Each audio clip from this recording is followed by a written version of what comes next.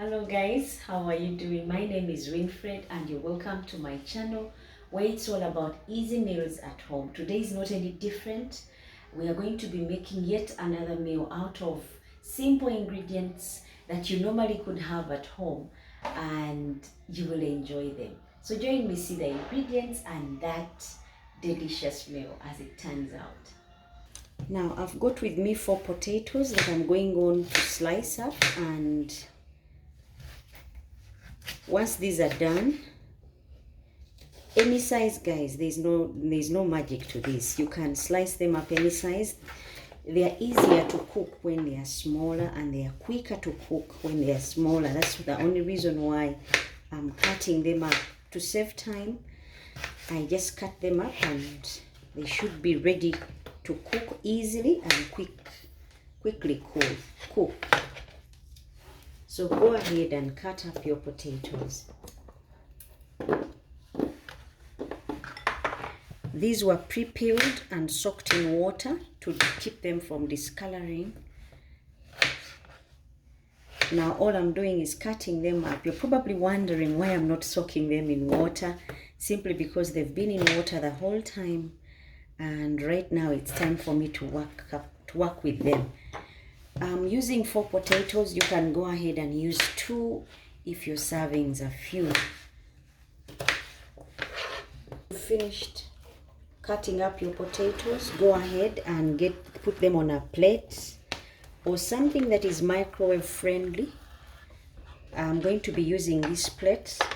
As you have seen, I've not added water to my potatoes. I'm just going to go on and seal them up with a cling film and then put them in the microwave for 7 minutes until they are cooked through and they are nice and soft. Now once you've sealed it up like this, go ahead and poke some holes through your cling film. This will allow your potatoes to breathe, but again keep them sealed in there to cook easily. Now the 7 minutes are up. Time to take out our potatoes from the microwave. See how soft they are. Now time for me to mash them up. You can go ahead and use anything else to mash, maybe a cup, and just press them down, or you can grate them. And once they are good mashed, that is one step finished. Now my mash is already ready. I'm going to add to this about 200 grams of flour. Now if you have potato starch, go ahead and use potato starch, but I'm going to use cornstarch, and I'm just going to go on and mash this. I'll just add water gradually just to get a good paste or a good dough. So go ahead and mix until you get yourself a nice dough. So I'm going to add also some salt, like 1/4 teaspoon of salt for taste, and then I'll add just a little bit of water until it gets to a dough. Now once you've got your dough to this, you go on and cover it for 15 minutes and let it cool and bond better. Now I've got myself 2 tomatoes that I'm going ahead and chopping up. You can chop them up to any shape. I'm just going to go and do thin slices and small. These will look good when I serve. Now I've finished the tomatoes and now I'm cutting up the onions. After that I'll grate the garlic. Now we've finished cutting up our vegetables that we are going to use later. We open up our dough because the 15 minutes are up, and then I'm going to use a spoon, a teaspoon, to scoop out my dough. Now you scoop out your dough a teaspoon at a time, and then just go roll it like this until you get them circled very well and smooth. You see mine at the end of the day how it looks. See how smooth it is and how circled it is. Now after you've got yourself a perfect circle, you go on and get a bottle and just put it upside down, making sure your bottle is empty, and then you press it over the door like this. You'll be surprised the shape that will come of this, and it will be a nice one. Now if it is hard for you to do in your hands or your palm, go ahead and use it on a tray, and then just do something like this, and then set it on the side and do until all your dough is finished.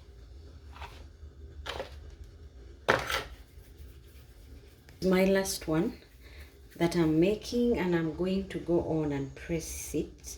This is just for design, guys. This will be appetizing once looked on. Now this is how they would look at the end of the day, but in the meantime I've been boiling water in my pan. Now time for me to transfer. Now see how my water is boiling. I drop these in. I'll let them sit in there for about 2.5 minutes. It's just water, no salt, nothing, because they were already salted and they are yet to go through another process, so don't mind about the water. Now our things are still in here getting ready. You give them about 2.5 minutes to cook, and then we drain the water out. But in the meantime, I've put on another pan and I'm waiting for it to heat up, and then I'll fry my other ingredients. Remember the vegetables we cut up earlier? They are the ones we are going to fry now. Put 2 tablespoons of oil, and to that I've put my cummin, and I'm going to add my pounded coriander as well. Pounded cummin and pounded coriander, just to get those spices out and get my pot flavored. Now once this is all done very well, I'm going to go on and add my onions and the garlic grated, plus the tomatoes and the red bell peppers. The room by now should be smelling of all these aromas from the things that we are working with.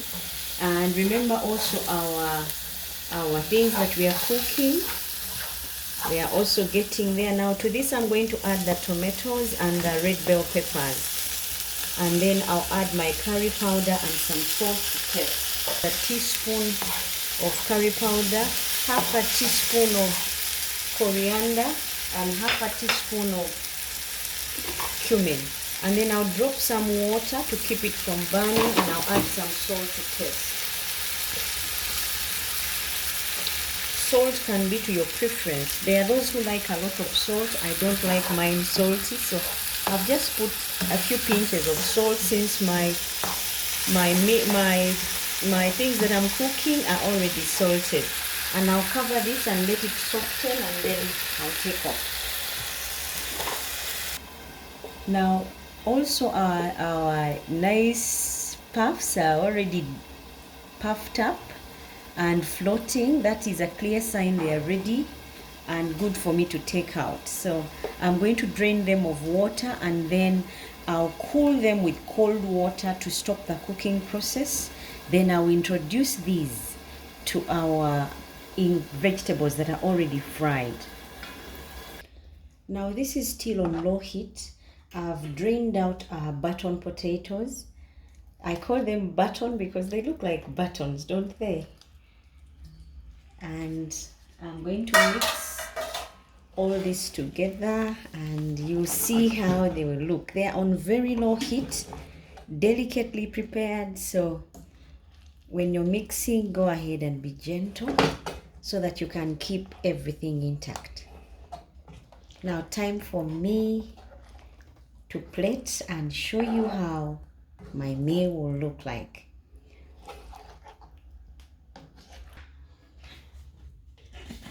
Now this is how I'll present and serve my potato dumplings or button potatoes, that like we call them at home. These guys will be irresistible. They are a new twist to potatoes. You will love them. And once served, everyone will be wondering, what in the world are these? And when they bite through, the aromas will be amazing. So thank you so much for watching, subscribing, telling friends. Until next time, when we make yet another sumptuous meal, enjoy.